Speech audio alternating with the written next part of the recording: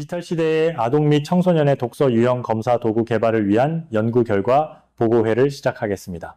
목차는 다음과 같습니다. 전체적으로 연구 개요에 대해서 설명을 드리고 선행 연구 고찰, 검사 도구 개발 과정, 그리고 오늘 이제 가장 핵심이 될 수 있는 부분인 포스 다면적 독서 유형 검사의 유형안이고요. 그 다음에 향후 연구 방향 제안까지 이런 순서로 짤막짤막하게 설명드리겠습니다.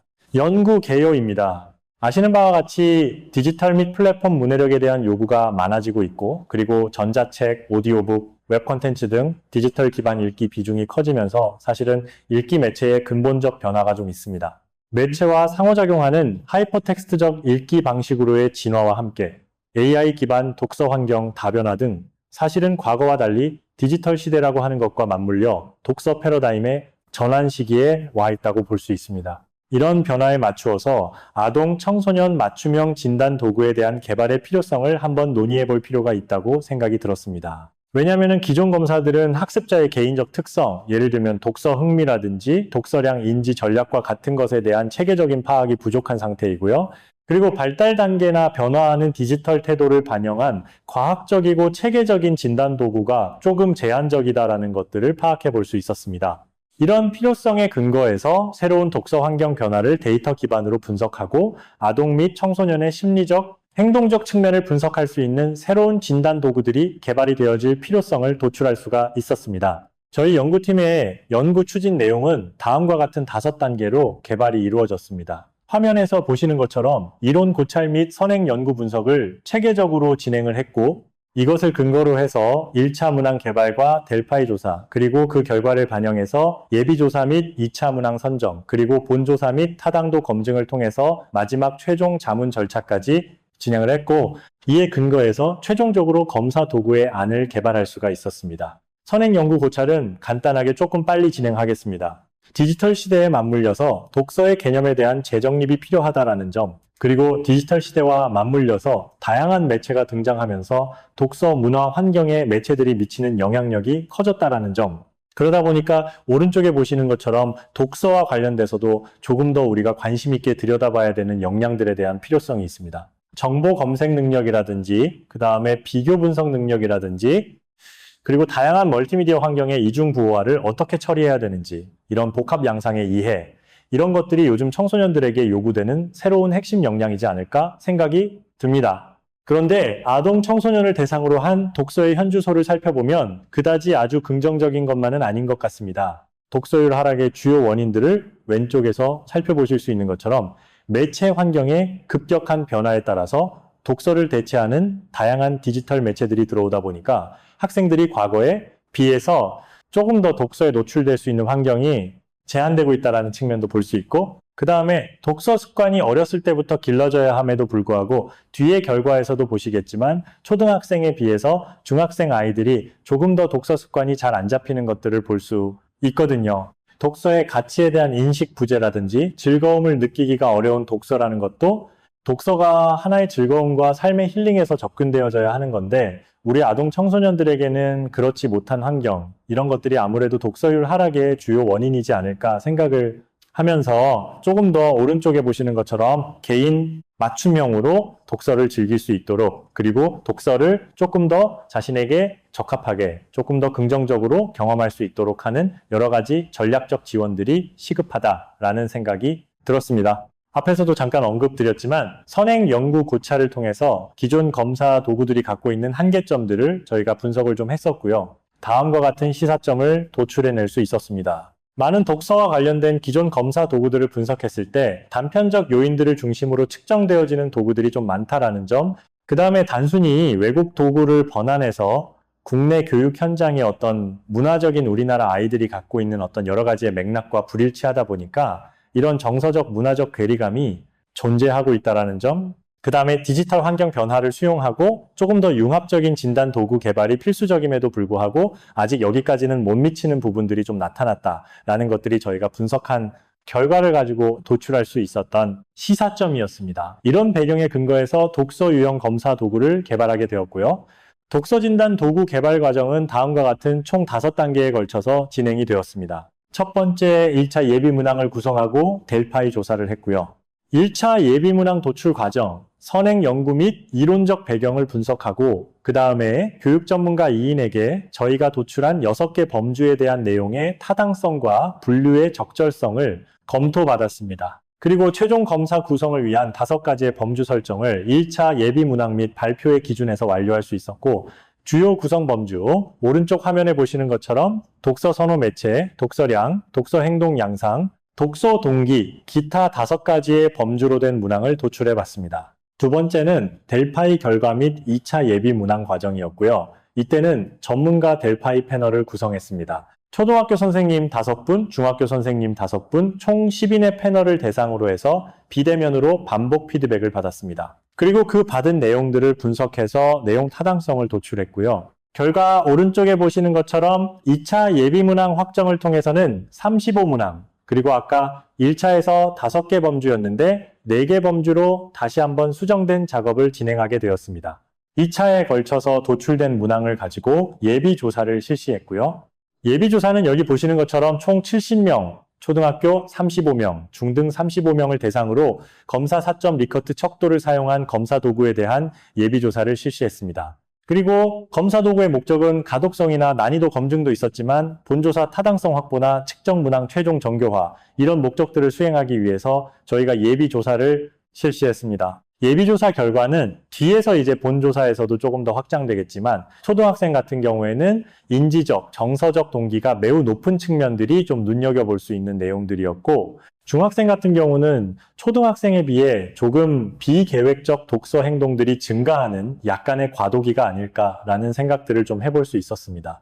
공통점은 저희의 예상하고 달리 디지털 시대임에도 불구하고 종이책 선호 경향이 사실은 이들에게 높다라는 것도 저희가 다시 한번 좀 유념해 볼 만한 그런 시사점이었습니다. 예비 조사 결과를 바탕으로 해서 본 조사를 다시 설계하고 실행했습니다. 조사 목적은 조금 더 대규모 데이터를 통해서 도구가 갖는 신뢰도 및 타당도를 최종 검증하고자 하는 게 목표였고요. 초등학생 375명, 중학생 307명, 총 599부를 대상으로 해서 본 조사를 시행했고요. 통계 분석 방법은 탐색적 요인 분석과 확인적 요인 분석, 모형 적합도 검증을 통해서 분석을 실시했습니다. 이 본 조사를 통해서 나타난 결과들을 연구진들이 고민을 하면서 특성별로 분석을 했습니다. 첫 번째 설명드리는 것은 빈도 분석입니다. 독서 선호 매체에 있어서 초등학생과 중학생들의 차이를 좀 알아보고 빈도 차이를 알아보고자 했고요.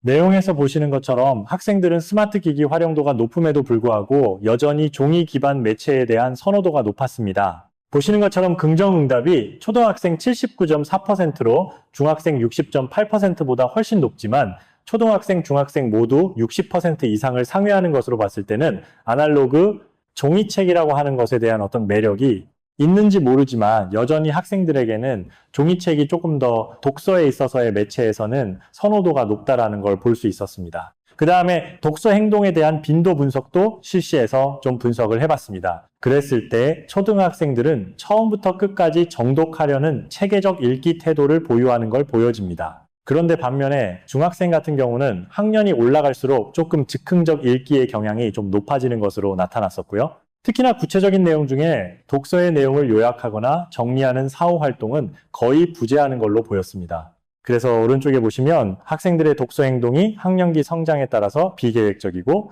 상황 의존적으로 변화하는 어떤 지점이 분명히 있지 않을까라는 것을 저희가 좀 유추해 볼 수 있었고요.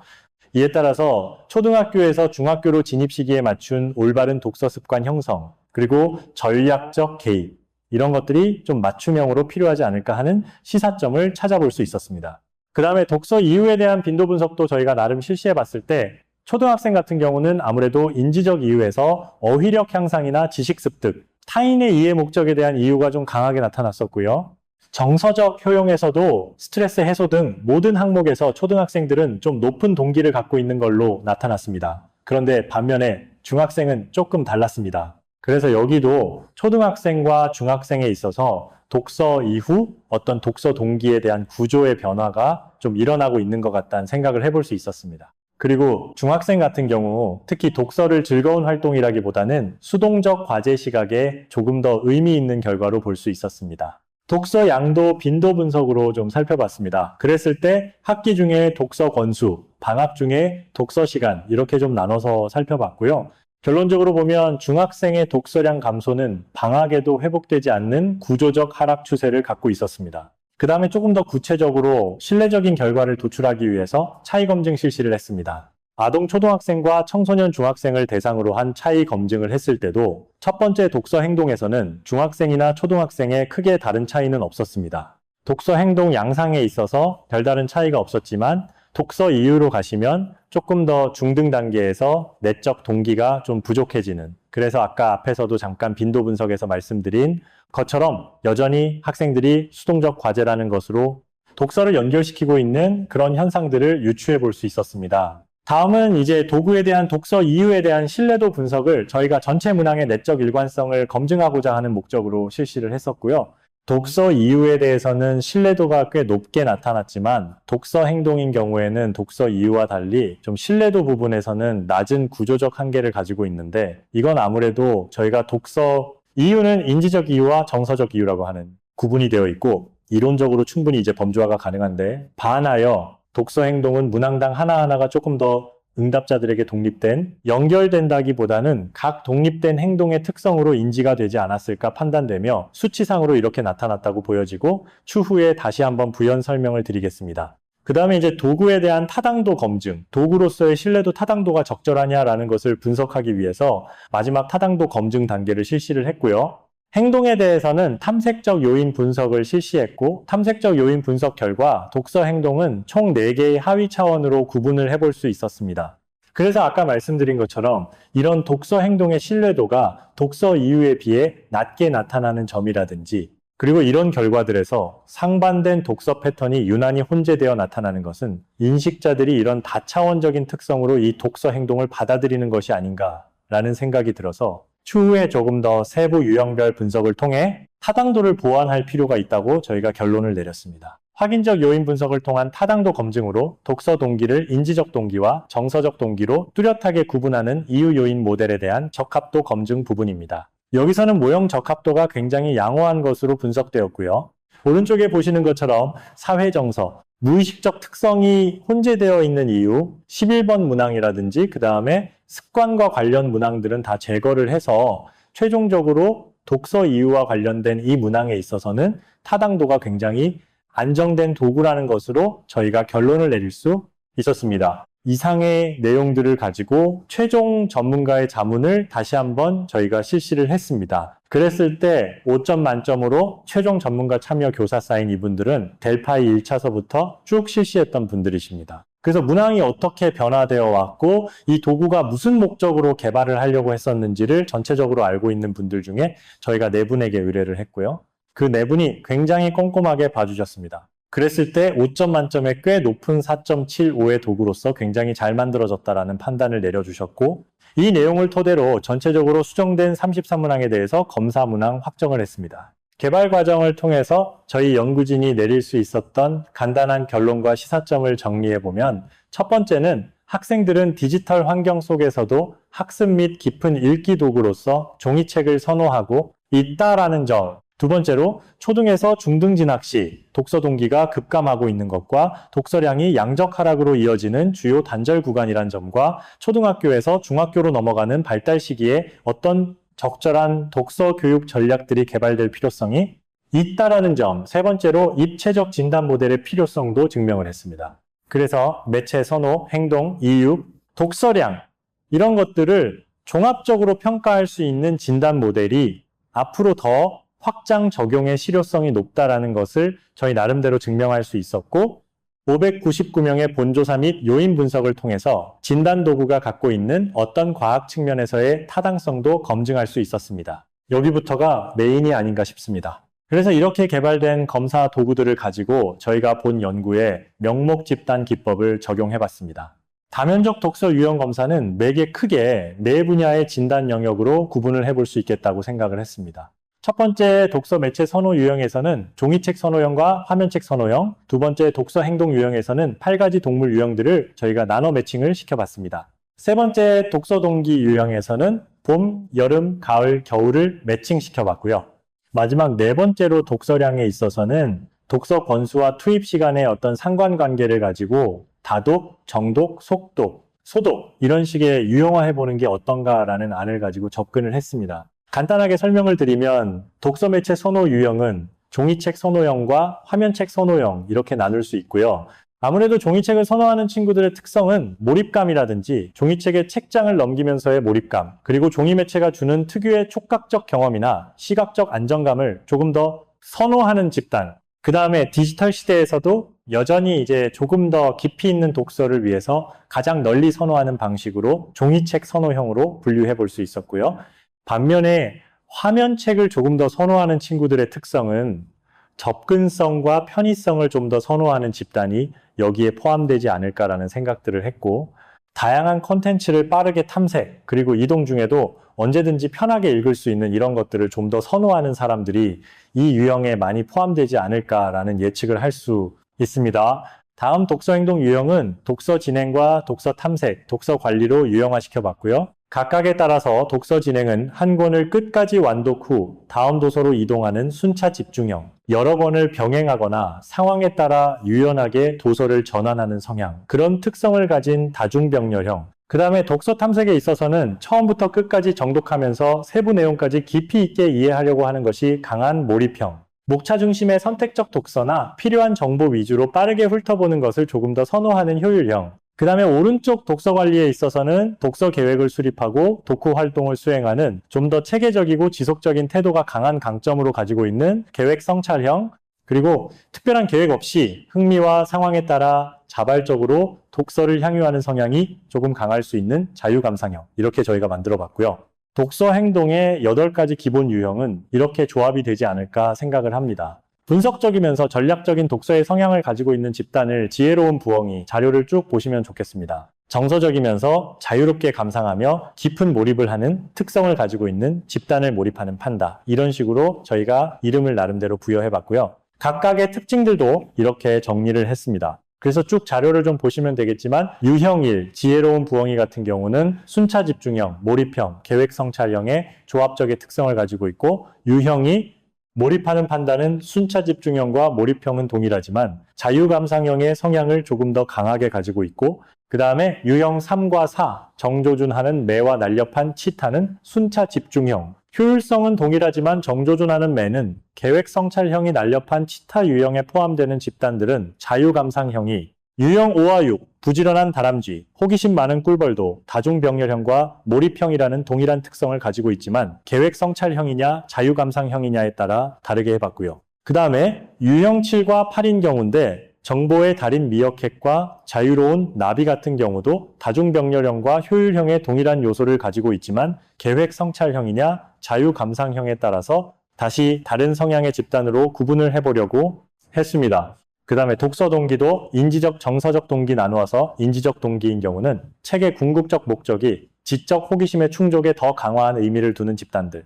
그러나 정서적 동기는 이런 인지적 동기와는 달리 위로와 심리적 안정을 얻으면서 정서적 경험을 확장하는 것에 목적을 두는 성향이 굉장히 강한 특징을 가진 집단이 여기에 포함되지 않을까 생각을 했습니다. 그래서 이것을 쭉 정리했을 때 독서의 목적, 심리적 상태를 계절의 변화에 비유해서 동기 구조를 만들어 봤습니다. 그래서 인지정서가 다 낮은 봄형, 나름대로 새 생명이 움트는 계절처럼 이제 지적 호기심이 곧 시작될 거다. 물론 인지적, 정서적 동기는 낮지만 그래도 이제 독서에서 굉장히 중요한 잠재 가능성의 집단으로 저희가 의미 있게 봐야 된다고 생각을 했고요. 여름형은 인지적 동기는 좀 낮지만 정서적 동기가 높은 집단을 이렇게 여름의 특성과 좀 연결해 봤고요. 그 다음에 가을형 같은 경우는 인지적 동기와 정서적 동기가 다 높은 집단이에요. 마지막으로 겨울형은 가을형 같이 인지적 동기는 높지만 정서적 동기는 상대적으로 조금 낮은 그런 집단들을 겨울형 계절 분류해 보았습니다. 독서량의 유형도 독서 권수와 투입 시간을 양과 시간의 입체적 교차라는 새로운 관점을 통해서 독서 성향을 좀 더 알아내 보고자 했습니다. 그래서 동일한 3권을 읽었더라도 1시간 만에 속독지 10시간의 정독인지에 따라서 독서의 질적 차이는 달라진다고 생각을 했거든요. 그래서 이런 것도 저희가 앞으로 좀 저희 검사 도구 속에서 충분히 향후 확대해 갈 수 있는 이런 유형의 한 형태라고 봤습니다. 그래서 독서량 유형을 그렇게 구분했더니 다독형, 정독형, 속독형, 소독형으로 4가지 유형으로 구분을 했고, 다독형 같은 경우는 권수도 많고 읽는 시간도 긴 정독형은 권수는 적지만 한 번을 굉장히 깊이 있게 읽는 형들, 그리고 속독형은 권수는 많은데 상대적으로 읽는 시간도 빠르고 들이는 시간도 짧은,